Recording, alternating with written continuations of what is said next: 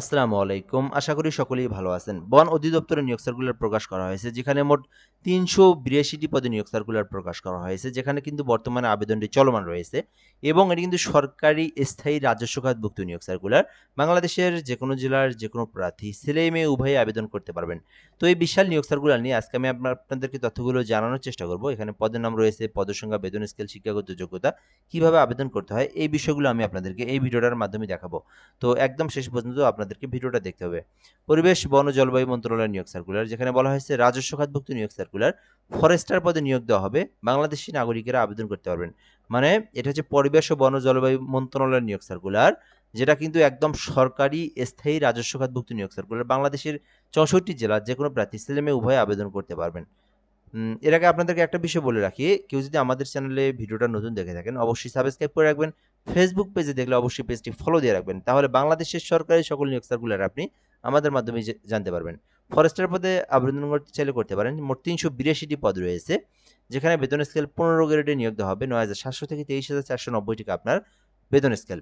আর যোগ্যতা বলা হয়েছে কোনো স্বীকৃতি বোর্ড হইতে ডিপ্লোমা ইন ফরেস্ট্রি, মানে এসএসসি পাশের পর যারা ডিপ্লোমা করেছেন ফরেস্ট্রি ডিপার্টমেন্ট থেকে, শুধুমাত্র তারাই আবেদন করতে পারবেন। ডিপ্লোমা করতে হবে জাস্ট যারা শুধুমাত্র ফরেস্ট্রি ডিপার্টমেন্ট থেকে, জাস্ট জাস্ট শুধুমাত্র তারাই আবেদন করতে পারবেন। অন্য কোনো ডিপার্টমেন্ট কিন্তু আবেদন করতে পারবেন না।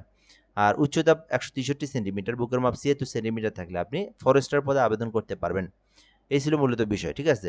এরপর বিষয় হচ্ছে বয়স। বয়স থাকতে হবে ১৮ হতে ৩২ বছর পর্যন্ত, তাহলে আপনি আবেদন করতে পারবেন। আর এই আবেদনটা কিন্তু অনলাইনের মাধ্যমে না, অফলাইনে করতে হবে।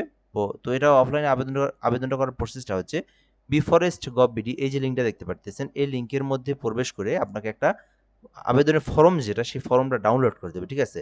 ডাউনলোড করার পরে ওইটা কম্পিউটার থেকে প্রিন্ট আউট করে বের করবেন। তারপরে আপনারা যে তথ্যগুলো রয়েছে ব্ল্যাঙ্ক স্পেসে যেগুলো, সেই তথ্যগুলো আপনি পূরণ করবেন।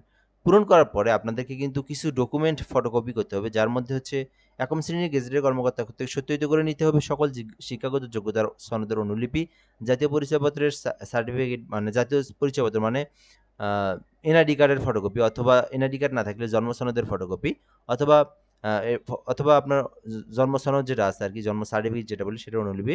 এরপরে লাগবে হচ্ছে আপনার ইউনিয়ন পরিষদের চেয়ারম্যানের নাগরিকত্ব সার্টিফিকেটের ফটোকপি। এরপর হচ্ছে কোটা সংক্রান্ত যদি কোটা থেকে থাকে সেটার আপনার একটা অনুলিপি, এবং সদ্যতল পাসপোর্ট সাইজের ২ কপি ছবি। এগুলো আপনি ১ম শ্রেণীর গেজেটের কর্মকর্তা কর্তৃক সত্যায়িত করে নিবেন। এরপরে এই আবেদন কপিটা আপনারা অবশ্যই সত্যায়িত, আপনার আবেদন কপি যেটা সেটা আপনি সুন্দর করে লিখবেন, মানে আপনার হাত দিয়েই লিখবেন, ওইটা সহজতে লিখবেন। এই কাগজগুলো এক জায়গায় করবেন। এরপরে আপনাদেরকে কিন্তু একটা পেমেন্ট করতে হবে, যেটার প্রসেসটা হচ্ছে ৳১০০ আপনার এই যে এই নাম্বার দেখতেছেন ২৫ তারিখ অনুকূল, এই কোড নাম্বারে কিন্তু আপনাকে ৳১০০ একটা পে অর্ডার করতে হবে। অটো পেমেন্ট যেটাকে বলি, অটোমেটেড যেটা চালান যেটা, সেটাও করতে হবে। এটার মাধ্যমে আপনাদেরকে কিন্তু আপনার আবেদনের পর আপনার যে আবেদনের যে স্লিপ, মানে পেমেন্টের যে স্লিপ, এই স্লিপটা কিন্তু আপনাকে সংগ্রহ করতে হবে। এই স্লিপটা সহ, এই কাগজগুলো সহ, এই আবেদনের কপি ২ টা সহ আপনাকে সকল কাগজগুলো একত্রিত করার পরে আপনাদেরকে কিন্তু একটা খামের মধ্যে একটা খাম কিনতে হবে।